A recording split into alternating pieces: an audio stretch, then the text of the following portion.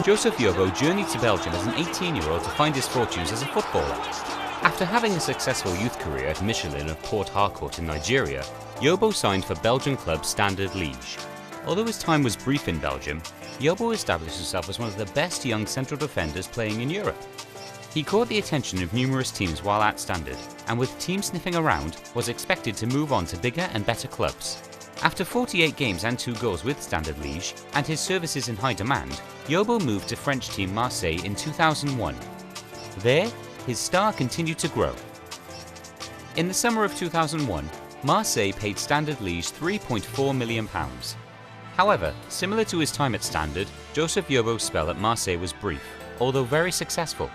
The French team was struggling at the turn of the century, and the season before Yobo arrived, Marseille finished 15th. His presence in defence, however, helped settle the team, and Marseille only conceded 39 goals as the team improved, finishing a respectable 9th. In the end, Yobo only played 23 matches for the club before being sent to Everton of the English Premier League on loan the next season. Everton would be the team that would provide him with his most successful seasons of football. After starring at the 2002 World Cup in Japan and South Korea, Joseph Yobo became the first signing by Everton manager David Moyes. Initially a 1-year loan deal, Yobo's play was brilliant. He showcased power, speed and athleticism that few defenders had ever shown before at Goodison Park. For 8 seasons, Yobo was paired alongside the likes of Alan Stubbs, David Weir, Jolyon Lescott and Phil Jagielka. However, regardless of his central defence partner, Everton performed well at the back. In 4 of its 8 seasons at Everton, Yobo helped the club qualify for Europe, making it one of the club's most successful periods in recent times. In 2010, with his Everton playing time decreasing, Joseph Yobo joined Turkish team Fenerbahce on a season-long loan deal. It was a move that paid off well for the Nigerian. Yobo played 33 times for the club and helped Fenerbahce to the 2010-11 Turkish Super League title. His performances were stellar as the team allowed 34 goals during the Turkish season. His play didn't go unnoticed either. After 2 successful years on loan in Turkey, Fenerbahce made the deal permanent.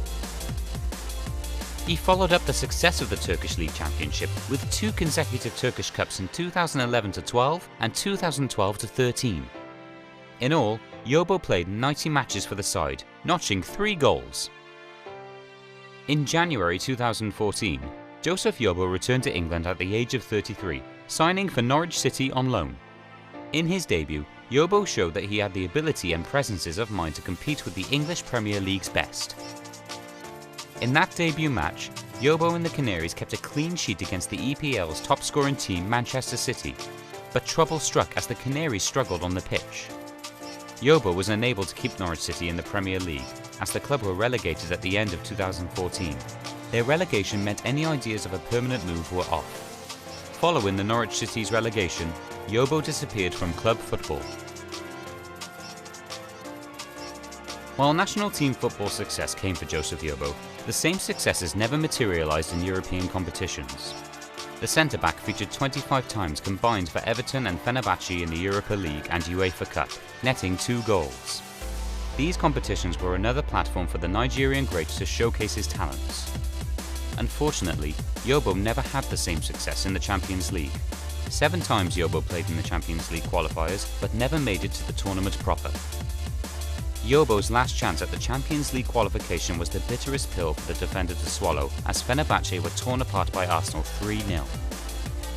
Due to injury, Yobo was unable to seek revenge in the return match, and now leaves the game without ever playing in the Champions League group stages. In March 2016, former Nigerian captain Joseph Yobo officially called time on his career, and what an international career it was, as the defender tallied 100 caps for the Super Eagles. Yobo's international career with Nigeria spanned 3 World Cups and 6 African Cup of Nations tournaments. His greatest achievement as an international was in 2013, as the Super Eagles won the African Cup of Nations defeating Burkina Faso.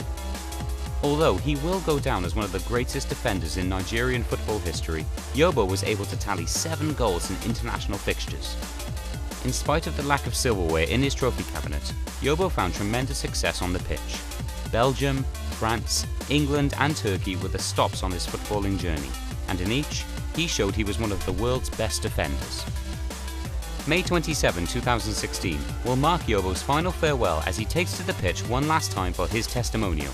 The match will take place in Port Harcourt, the same place Yobo's journey started all those years ago. With his career now coming full circle, he will say goodbye in style, in front of his adoring home support. Hello and welcome to Real Sport on CameraBoy TV. My name is Anthony Williams and I have... And I'm Austin, and it's good to be here. Yes, Austin! Joseph Yobo has been appointed the assistant coach of the Super Eagles. Well, what's your take? it was surprising. It took all of us by surprise. I did not expect this.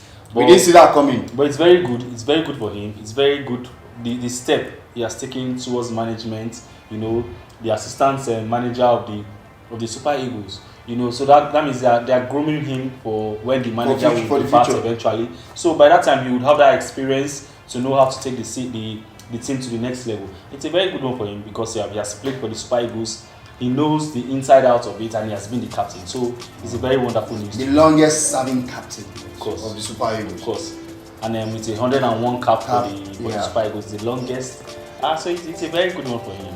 And this will boost his CV. Yes, especially when he has played for Everton, Norwich, Marseille, top European clubs, and he has that reputation as one of the best defenders during his time. So it's a good one for him. He has that reputation already, like I said. So it's going forward. It will be a very bumpy ride because it's the start of his managerial experience.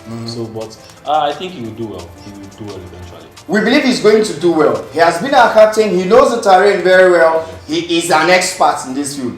We wish him the best as he proceeds to his new endeavor. Definitely. Now, Chelsea Ziyech, what's the story here? Well, reports are saying that Chelsea have verbally agreed a deal to sign him in the summer, but it's all still speculation since it's a verbal thing and it's not official yet.